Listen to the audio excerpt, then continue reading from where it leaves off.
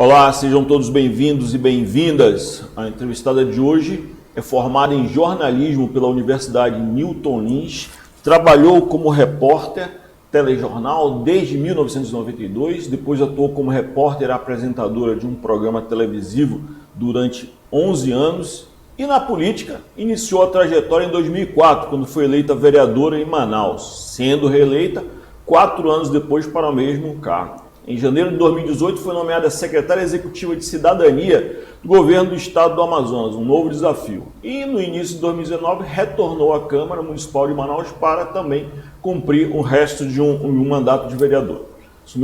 Assumiu a titularidade da Secretaria de Justiça, Direitos Humanos e Cidadania, a Sejusc. Ela é Mirthe Salles. Secretária, muito obrigado mesmo por atender nosso convite. E eu já lhe pergunto sobre um tema da sua pasta que é espinhoso e que as pessoas não estão olhando, que é a migração venezuelana para o Amazonas. São 500 migrantes todo dia chegando na nossa cidade. Fala um pouquinho dessa situação e como a Sejusc tem enfrentado esse quadro. Eu agradeço pelo convite. Para nós realmente é muito importante ter um espaço para poder falar sobre o trabalho da Sejusc. E um dos trabalhos que mais dá trabalho dentro da Sejusc realmente é a questão da migração dos venezuelanos, né? Principalmente depois que começou a pandemia, nós tivemos um processo muito maior migratório dos venezuelanos, pessoas que... Alguns deles que deveriam estar passando por Manaus, fazendo apenas o processo aqui de interiorização e depois seguindo para outros estados, mas muitos deles ficam aqui, como é o caso do Zuaral, né? Os Zuaral são os índios venezuelanos, que a gente tem que ter um pouquinho mais de cuidado com eles, mas são aquelas pessoas que a gente acaba encontrando nos semáforos, né, como pedintes, muitos até explorando as crianças. A gente tenta combater isso, porque na Secretaria de Justiça, Cidadania e Direitos Humanos, nós também combatemos a mendicância, né, infantil, porque é exploração, né, de crianças e nós temos que combater, e todos os dias nós tentamos combater. Mas, assim, nós realmente temos um fluxo migratório muito, muito grande aqui no estado do Amazonas, porque os venezuelanos, eles entram pelo estado de Roraima, né, onde nós temos a Operação Acolhida, e a segunda etapa da Operação Acolhida é aqui no Amazonas. Mas o nosso grande problema é que essa Operação Acolhida, ela iniciou com o Exército, mas hoje o Exército está saindo e está entregando, tanto para o governo de Roraima, quanto também para o governo do Amazonas, a Operação Acolhida, que agora vai ser uma responsabilidade total do governo do Estado. E isso vai implicar maior atenção do Estado, maior aporte de recursos e também cuidados. A senhora falava aqui no briefing da entrevista sobre as particularidades desses indígenas da etnia Uaral. Merecem todo o nosso respeito, mas eles estão na nossa casa e eles querem escolher o que comer, o que beber, como agir. Esse é o trabalho mesmo? Não tem como a gente educá-los para uma nova formação aqui no nosso país? Os Uaral, eles têm uma série de exigências, sim. Eles têm uma exigência na forma de dormir, por exemplo, eles não gostam de dormir em camas, eles querem dormir em rede. Lá, por exemplo, lá no abrigo, lá no Coroado, tiveram que criar toda uma situação de colocar porta-redes para que eles pudessem colocar as suas redes. Eles não tomam determinados refrigerantes, por exemplo, eles não comem determinados tipos de alimentos. Eles fazem algumas exigências que a gente acaba tendo realmente que atender, né? Infelizmente, a gente acaba tendo que atender por conta, não é nem um costume da etnia deles. Na realidade, é um costume mesmo enquanto venezuelano, porque na Venezuela, no melhor momento da Venezuela, tudo era muito barato, né? Os melhores refrigerantes, as melhores marcas, tudo era muito barato, mas hoje a Venezuela passa por uma crise e isso não é mais uma realidade. E exportou para nós essa crise. Exportou para nós essa crise. Nós temos condições de dar conta desses 500 venezuelanos que chegam à nossa capital todos os dias? Nós temos uma verdadeira operação de guerra. Nós temos um prédio que, inclusive, no ano passado, ele sofreu uma alagação aqui na Torquato Tapajós, que era um prédio onde os venezuelanos passam, né? Eles passam onde eles dormem lá, assim que eles chegam em Manaus, eles dormem lá, onde eles são documentados, e a partir dali é que a gente vê para onde é que eles vão, porque nós temos também acordos com algumas companhias aéreas, que essas companhias aéreas, elas têm uma cota que elas levam gratuitamente esses venezuelanos para outros estados, porque muitos deles vieram com propostas de emprego para outros estados. Então, o fluxo migratório, na realidade, ele deveria passar pelo Amazonas só para documentar e ir embora. Mas nós temos alguns que acabam ficando aqui e a gente acaba encontrando aí hoje na porta das drogarias, é muito comum hoje na porta dos supermercados. A gente tenta combater o tempo inteiro, tenta dar todo o suporte para que eles possam continuar a sua vida sem entrar na mendicância mesmo, mas é uma situação bem complicada. Sem o Exército, a gente vai ter condição de dar conta disso? O problema é que nós temos um acordo, né, firmado, onde a Sejusc, o governo do estado do Amazonas, ele faz parte. Então, o que houve? O Exército, ao que eles informaram, né, eles perderam uma parte do orçamento, né, e por força também de eles perderem uma parte desse orçamento, eles ficariam sem condições de arcar com essas despesas e com todo esse suporte, porque eles têm um suporte muito grande aqui no estado do Amazonas e também lá em Roraima. Então, esse suporte agora ele passa a ser oferecido pelo governo do estado, e aí nós vamos tentar criar cada vez mais políticas públicas para auxiliar esses venezuelanos, porque nós também somos a Secretaria de Direitos Humanos, então nós precisamos atender. Nós temos as agências aqui NUA, nós temos a ONU, a Unicef, várias agências que são instaladas dentro dos nossos postos de atendimentos, né, para esses venezuelanos. E nós precisamos, de certa forma, dar uma estrutura, dar suporte para que eles consigam o mínimo para eles continuarem a vida deles. Mudando de assunto, mas também para uma área espinhosa que está sob a sua guarda, que é a dos menores infratores. A senhora é responsável pela rede de atendimento socioeducativo, né? Como está essa área de atuação do governo do estado?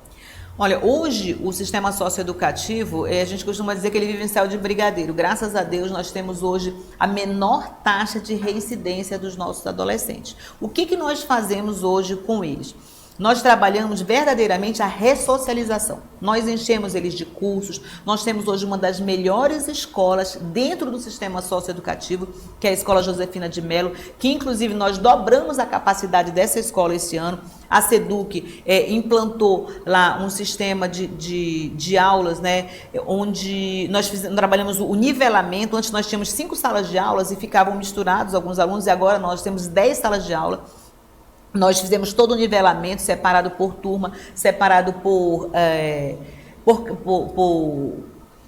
classe mesmo, né, por série, e hoje nós conseguimos dar realmente uma educação melhor para eles. Mas o mais importante são os cursos que nós oferecemos. Muitos desses adolescentes, quando eles terminam as medidas socioeducativas, eles não querem nem voltar para casa, ou então nós já encaminhamos para o emprego. Alguns deles nós encaminhamos para o emprego. Nós temos um dos nossos adolescentes que está escrevendo um livro, fechou um contrato, assinou um contrato com uma editora de São Paulo. Ele vai receber por isso. Ele vai escrever um livro, que era o sonho dele, o Henrique. Ele queria escrever um livro contando a vida, como é que é a vida de um adolescente infrator, e até de uma certa forma dando conselhos, tentando ajudar outros adolescentes para que não incorram no mesmo erro que ele. Quantos hoje? Só tem esse número de cabeça? Hoje porque é muito flutuante, porque todo dia entra um, né? Todo dia nós temos ali, mas hoje nós estamos com um público flutuante aí entre 50 e 60. 50 e 60 adolescentes. Eles entram, né, no sistema de acordo com a pena, né, ou a medida socioeducativa que eles recebem. Às vezes eles são liberados, ou então eles, de acordo com a decisão judicial, eles passam a cumprir a medida. Mas o mais importante é a mudança que a gente está conseguindo promover na vida deles.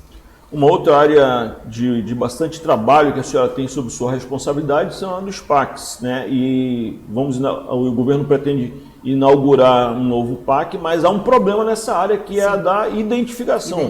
Quantidade de pessoas que tiram segunda, terceira, quarta, quinta, sexta, décima versão do seu registro geral, da sua carteira de identidade, é um custo muito alto para o Estado. Como é que a senhora está fazendo para administrar isso e também o RG digital? Qual é a novidade aí? Para você ter uma ideia, tem pessoas, inclusive, que tiram o RG, fazem todo o processo e não vão buscar. No ano passado, no início do ano passado, eu tinha 6 mil RGs dentro dos PACs de pessoas que fizeram o trabalho de emissão. Quanto custa isso? Quanto é uma carteira dessa? Hoje, ela está saindo, em média, 40, 45 reais. Vejam bem, vezes 6 mil, né? Vezes 6 mil. E detalhe, o estado do Amazonas é o único estado brasileiro que não cobra pela segunda via. Por lei, a primeira via ela é gratuita, igual a certidão de nascimento. Mas a certidão de nascimento, da segunda via em diante, é cobrada. Para você ter uma ideia, aqui no estado vizinho, Roraima, uma segunda via de RG custa R$70.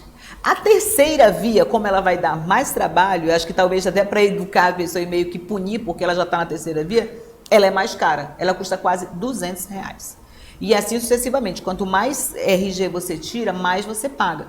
E aqui tem gente que tira um RG, por exemplo, e daqui a 2 meses tira outro. Porque perdeu, porque deixou na casa do vizinho, foi ali passear. Isso é um custo que o Estado vai tendo e é um prejuízo para a sociedade. Né? É um prejuízo para a sociedade, mas infelizmente as pessoas muitos não têm essa compreensão. O RG Digital vai resolver isso, que é um novo lançamento do governo?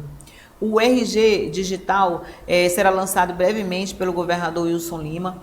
Nós estamos ainda num processo de estudo, de levantamento, mas ele não está muito distante.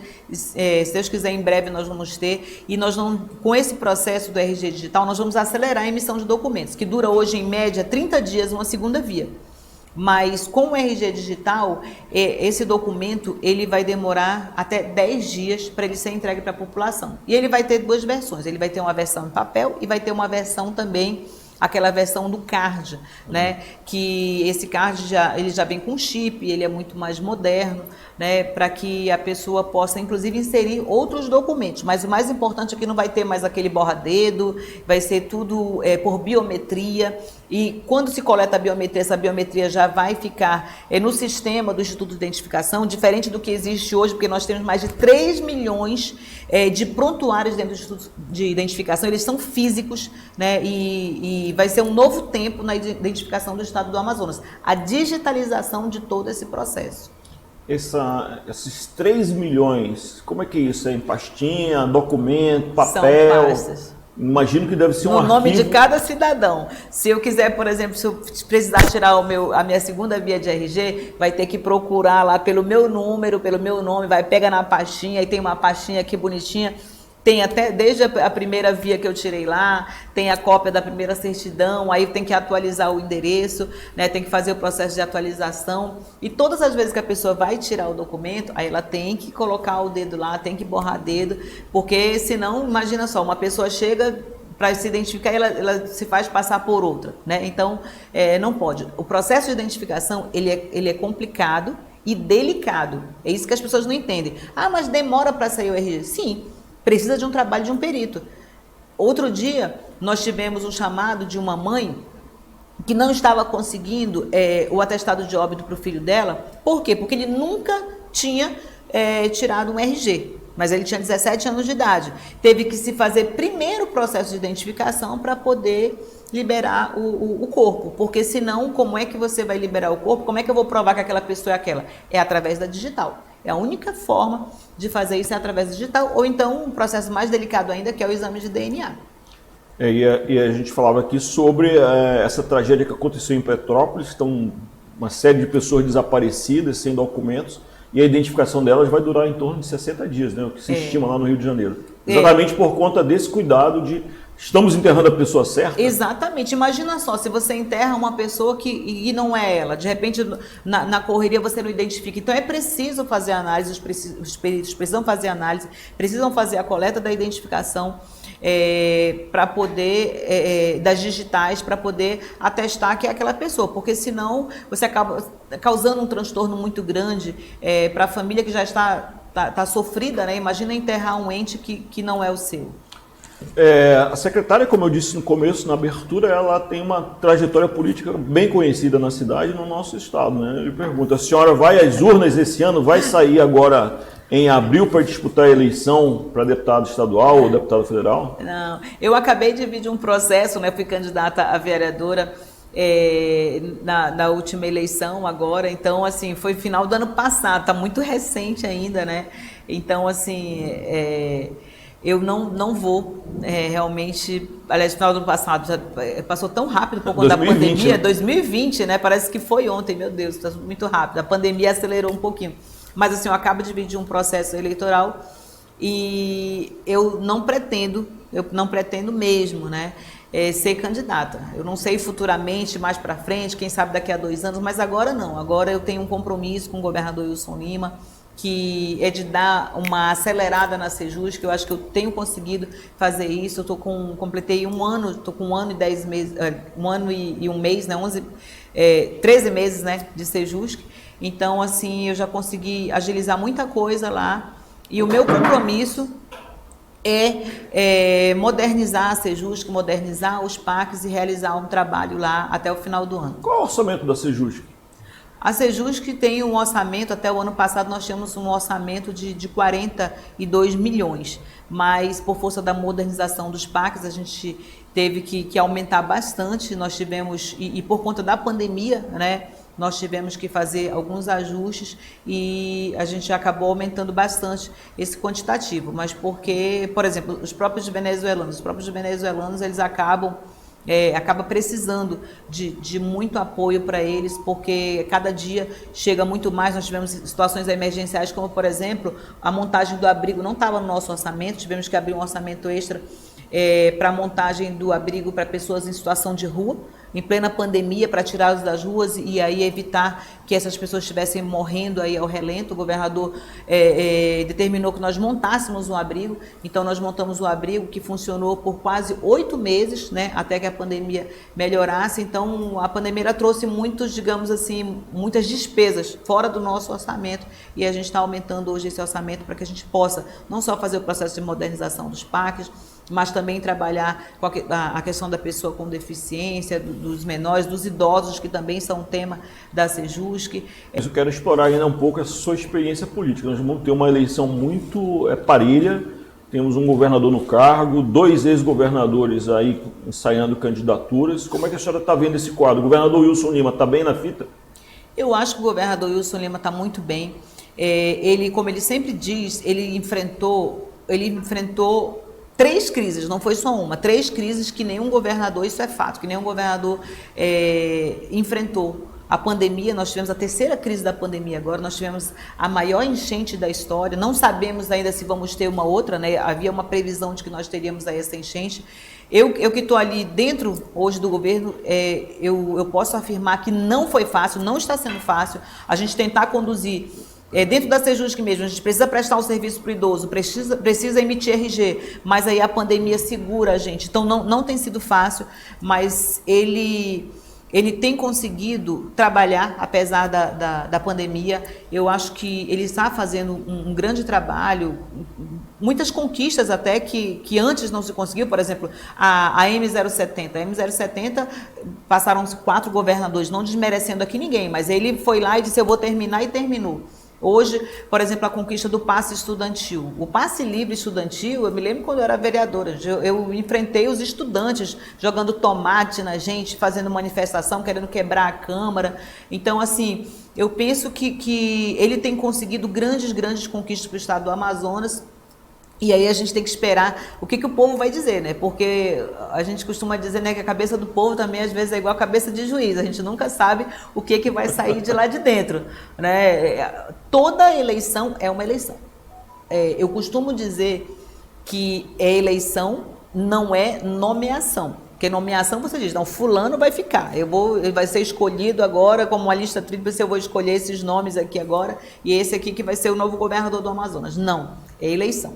E assim como a eleição no ano passado teve um resultado incrível, a gente não sabe como vai ser. E essa aliança com o prefeito Davi Almeida estabelecida aí, fortalece o nome dele, fortalece o trabalho do prefeito? Como a senhora acompanhou esse primeiro ano de gestão do prefeito Davi Almeida?